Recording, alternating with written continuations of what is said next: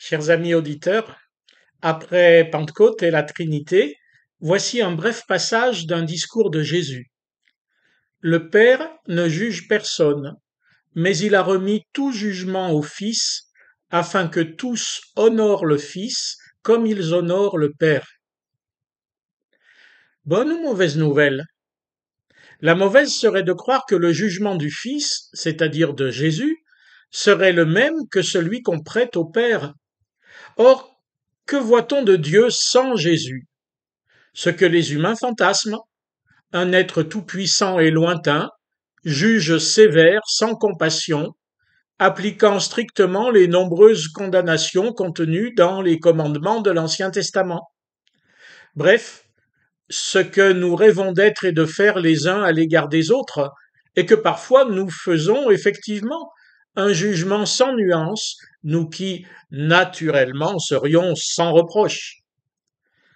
Bien sûr, déjà dans l'Ancien Testament, ceci ne correspond nullement à Dieu tel qu'il nous est montré dans les textes. Comme l'apôtre Paul l'écrira clairement aux Romains, les commandements sont là pour nous montrer ce que nous mériterions si Dieu était tel que nous l'imaginons. Oui, notre vie est condamnable, non pas parce que nous sommes mauvais, mais parce que nous vivons sans Dieu. L'Évangile consiste par contre en ceci: Dieu a fait le chemin vers nous, puisque nous sommes incapables de faire le chemin vers lui. Ce chemin, c'est la personne de Jésus. C'est la venue comme homme du Fils éternel de Dieu. S'il était venu pour nous condamner comme nous pensons que le Père le fait, quel intérêt? Quelle nouveauté? Il est venu nous appeler à la confiance plutôt qu'à la crainte, à l'amour plutôt qu'au jugement. L'évangéliste nous avait prévenu 2 chapitres plus haut. Dieu a tant aimé le monde qu'il a donné son Fils unique, afin que quiconque croit en lui ne périsse pas, mais qu'il ait la vie éternelle. Dieu, en effet, n'a pas envoyé son Fils dans le monde pour juger le monde, mais pour que le monde soit sauvé par lui. Celui qui croit en lui n'est pas jugé, mais celui qui ne croit pas est déjà jugé parce qu'il n'a pas cru au nom du Fils unique de Dieu.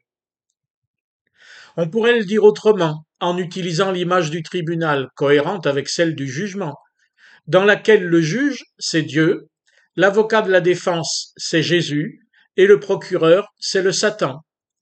Eh bien, notre texte d'aujourd'hui nous annonce que le jugement, où nous sommes les accusés, bien sûr, a été remis à l'avocat de la défense.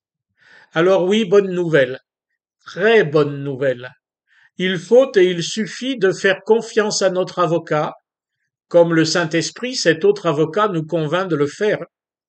Croire en Jésus, croire au Fils, c'est faire confiance dans le fait qu'il a donné sa vie pour nous, prononçant ainsi définitivement une grâce irrévocable à notre égard. Le nom de Jésus, la personne même du Fils unique de Dieu, est la seule garantie que nous ayons pour vivre la vie éternelle aujourd'hui et demain avec l'aide du Saint-Esprit. Il est la garantie de notre liberté et de notre dignité d'enfant de Dieu. À nous d'en vivre au quotidien. Bonne semaine en lui.